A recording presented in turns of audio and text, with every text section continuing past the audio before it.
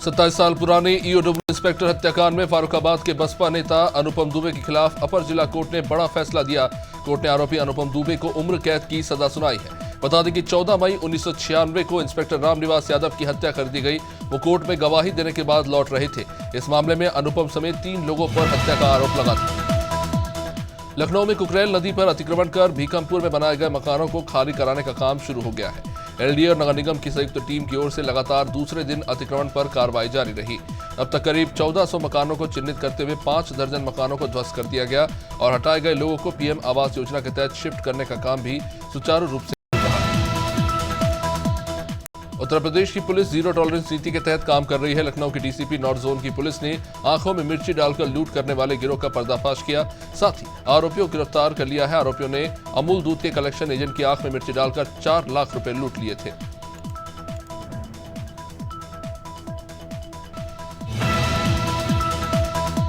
लखीमपुर खीरी के मजगई थाना क्षेत्र में युवक की संदिग्ध परिस्थितियों में मौत हो गई। इस मामले में एक नया मोड़ आया है। परिवार वालों ने युवक की पत्नी के प्रेमी पर हत्या का आरोप लगाया। साथ ही पुलिस से आरोपी के खिलाफ कार्रवाई की मांग की। इस मामले में एडिशनल एसपी का कहना है कि पुलिस सभी बिंदुओं पर जांच कर रही है और पोस्टमार्टम रिपोर्ट आने के बाद कार्रवाई की जाएगी। लखनऊ में भाजपा ने हमारा संकल्प विकसित भारत कार्यक्रम का आयोजन किया, जिसमें बीजेपी नेताओं ने जन कल्याणकारी योजनाओं की जानकारी दी। बीजेपी नेता और अधिकारियों ने बताया कि सरकार कृषि, स्वास्थ्य, शिक्षा के क्षेत्र में कई योजनाएं चला रही है। महिलाओं के लिए भी कई कार्यक्रम संचालित हो रहे हैं। वहीं जन जागरूकता और विकसित भारत के लिए मवई में हमारा संकल्प विकसित भारत आयोजित किया गया। गोंडा के कोंडिया बाजार में जमीन विवाद को लेकर 2 पक्षों में जमकर लाठी डंडे चले, जिसमें एक 15 साल के बच्चे की मौत हो गई, जबकि कई लोग इसमें घायल हो गए। सभी घायलों को जिला अस्पताल में रेफर किया गया है। बताया जा रहा है कि कई सालों से 2 पक्षों के बीच में जमीन को लेकर विवाद चल रहा है। फिलहाल मौके पर कई थानों के पुलिस बल मौजूद है।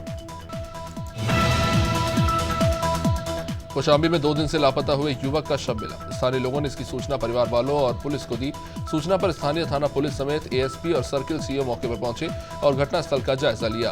घटना संदीपन घाट थाना क्षेत्र की है। जानकारी के मुताबिक कोयलहा गांव के नई बस्ती से 2 दिन पहले युवक लापता हो गया था। परिवार वालों ने इसकी सूचना पुलिस को नहीं दी। 2 दिन बाद युवक का शव मिला। मुरादाबाद में ऑल इंडिया खेत मजदूर संगठन ने एमडीए कार्यालय पर धरना प्रदर्शन किया और एमडीए को ज्ञापन सौंपकर अधिग्रहण को रद्द करने की मांग की। प्रदर्शनकारियों ने विकास प्राधिकरण पर गरीब किसानों को परेशान करने के आरोप लगाए।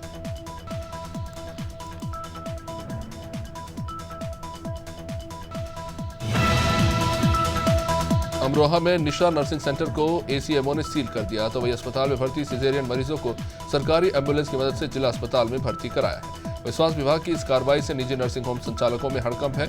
बताया जा रहा है कि अस्पतालों में डॉक्टर ने महिला को गलत इंजेक्शन लगाया था। इसके बाद महिला की तबीयत बिगड़ गई। परिवार वालों ने महिला को मेरठ के एक अस्पताल में भर्ती कराया।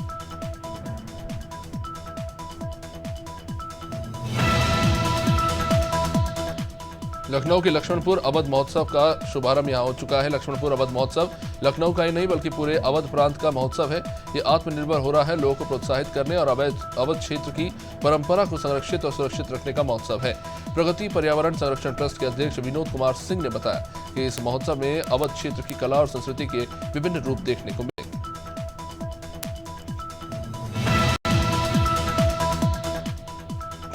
लखनऊ में जिला निर्वाचन अधिकारी और निर्वाचन आयोग मतदान प्रतिशत बढ़ाने के लिए तमाम कोशिशें कर रहे हैं। पिछले चुनाव में मतदान का प्रतिशत कम रहा है। इसी वजह से निर्वाचन आयोग लोकसभा चुनाव से पहले मतदान का प्रतिशत बढ़ाने पर काफी जोर दे रहा है। जिला अधिकारी सूर्यपाल गंगवार के निर्देश पर स्कूल और कॉलेजों में जो छात्र छात्रा 18 साल पूरा कर चुके हैं, उनका नाम सूची में जोड़ा जा रहा है। सोनभद्र जिले में प्रशासन ने बड़ी कार्रवाई की। प्रशासन की टीम ने ओबरा, बिल्ली, मारकुंडी और बाड़ी से लेकर डाला क्षेत्र में 17 स्टोन क्रेशर प्लांट को सील किया। जानकारी के मुताबिक इन सभी प्लांट में नियमों की अनदेखी की जा रही है। कई बार प्रशासन ने चेतावनी भी दी, लेकिन कोई ध्यान नहीं दे रहा। इसके चलते एसडीएम ने अपनी टीम के साथ कार्रवाई को अंजाम दिया। कौशाम्बी से मानव तस्करी का मामला सामने आया है। जमानत तस्कर युवती को एजेंट से 61,500 रुपए में खरीदकर राजस्थान ले जा रहे थे। पुलिस ने मामले में 5 लोगों को गिरफ्तार किया है। पूरा मामला पोखराज थाना क्षेत्र का है। पीड़िता ने बताया कि आरोपियों से खरीदकर गाजीपुर से राजस्थान ले जा रहे थे। पुलिस ने आरोपियों के पास 4 पहिया वाहन और 4 मोबाइल फोन जब्त। ठंड बढ़ने के साथ आपराधिक घटनाओं में इजाफा होने लगा है। बदमाश सन्नाटे और कोहरे का फायदा उठाकर वारदातों को अंजाम दे रहे हैं। इन घटनाओं से निपटने के लिए पुलिस को भी मुस्तैद रहना पड़ता है। पुलिस गश्त के दौरान जवानों को ठंड से बचाने के लिए भी विशेष इंतजाम कर रही है।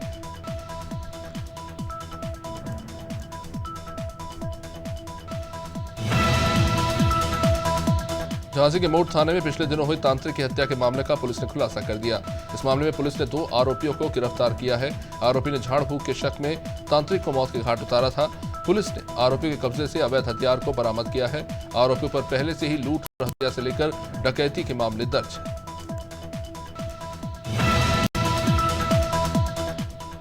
गाजीपुर से जानंदगंज वन रेंज के सादात ब्लॉक क्षेत्र में वन विभाग पर लगे भ्रष्टाचार के आरोपों को डीएफओ ने निराधार बताया। साथ ही उन्होंने सोशल मीडिया पर चल रही खबरों को भी भ्रामक करार दिया। डीएफओ प्रदीप कुमार ने बताया कि वन विभाग ने पिछले 2 सालों में कोई भी पौधा नहीं लगाया और जो भी सोशल मीडिया पर भ्रामक खबरें फैला रहा है उनके खिलाफ भी कार्रवाई की जाएगी। मिर्जापुर में मोबाइल चोरी के आरोप में एक युवक को तालिबानी सजा दी गई। युवक से मारपीट करके वीडियो भी बनाया गया। पूरा मामला रमणगंज थाना क्षेत्र के महुगड़ी गांव का है। 3 दिसंबर को मोबाइल चोरी के आरोप में गांव के कुछ दबंगों ने युवक जयशंकर को रस्सी से बांधकर पेड़ के सहारे उल्टा लटकाया और उसके शरीर में मिर्ची लगाकर उसे बेरहमी से पीटा। आगरा विकास प्राधिकरण से 39 महत्वपूर्ण फाइलें गायब हो गई। एडीए सचिव गरिमा सिंह पर इस मामले में पर्दा डालती नजर आ रही है। खास बात यह भी है कि गरिमा सिंह को फाइलें गायब होने की भनक तक नहीं लगी। इधर फाइलें गायब होने की खबर दबाने की कोशिश हो रही है। जानकारी के मुताबिक आगरा विकास प्राधिकरण में आउटसोर्सिंग कर्मचारियों को महत्वपूर्ण फाइलों की जिम्मेदारी दी गई।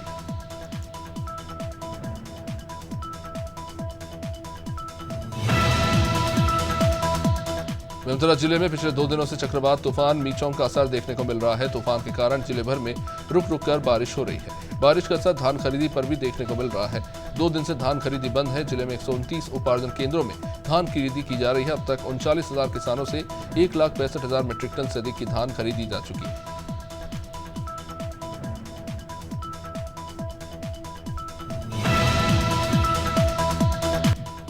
छत्तीसगढ़ में चुनाव के बाद लगातार एक्शन का दौर देखने को मिल रहा है। राजधानी रायपुर में अतिक्रमण करने वालों पर प्रशासन का बुलडोजर चला। साथ ही चौक चौराहों से स्ट्रीट वेंडर्स को हटाया जा रहा है। प्रशासन के सख्त एक्शन पर कांग्रेस की प्रतिक्रिया भी सामने आई है। कांग्रेस संचार विभाग के प्रमुख सुशील शुक्ला ने कहा कि अधिकारी मर्यादाओं के बाहर जाकर काम न करें और अगर किसी ने गलत किया है तो उस पर कार्रवाई करें। छत्तीसगढ़ में चक्रवाती तूफान मीचोंग का असर देखने को मिल रहा है। प्रदेश के ज्यादातर स्थानों पर हल्की से मध्यम बारिश हुई। बस्तर, रायपुर, दुर्ग, बिलासपुर, सरगुजा संभाग के जिलों में हल्की बारिश से ठिठुरन बढ़ गई है। प्रदेश के ज्यादातर इलाकों में तापमान 5 से लेकर 8 डिग्री की गिरावट यहां दर्ज की गई है। रायपुर में बीते 2 दिन से हो रही बारिश से लोगों के स्वास्थ्य पर भी असर पड़ रहा है। मीचोंग साइक्लोन का असर सख्ती में भी देखने को मिल रहा है। जिले में झमाझम बारिश ने किसानों की चिंता बढ़ा दी है। बारिश से धान की फसल को नुकसान हो रहा है। कई किसानों की फसलें कटकर खेत में भीग रही हैं। ऐसे में किसानों को धान की फसल चौपट होने का भी डर है।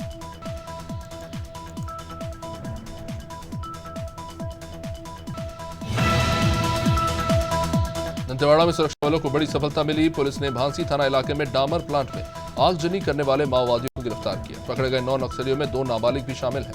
पुलिस के मुताबिक सूचना मिली थी कि बीजापुर के मुंडेर और चिंड्रापाल इलाके में माओवादियों का दल गुप्त रूप से बैठक कर रहा है।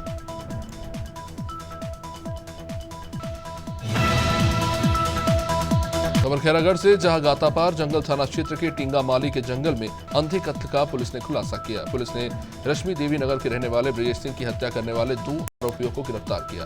पुलिस ने बताया कि आरोपी हेमंत वर्मा का ब्रजेश सिंह की पत्नी के साथ प्रेम संबंध था, इसलिए आरोपी हेमंत ने दोस्त के साथ मिलकर ब्रजेश सिंह की हत्या कर दी। देहरादून में ग्लोबल इन्वेस्टर समिट की तैयारी तेज हो चली है। इसी कड़ी में मुख्यमंत्री धामी ने समिट की तैयारियों को लेकर व्यवस्थाओं का जायजा लिया। सीएम ने कहा कि 8 दिसंबर को प्रधानमंत्री मोदी कार्यक्रम का शुभारंभ करेंगे, जबकि गृह मंत्री अमित शाह 9 दिसंबर को समिट समापन करेंगे।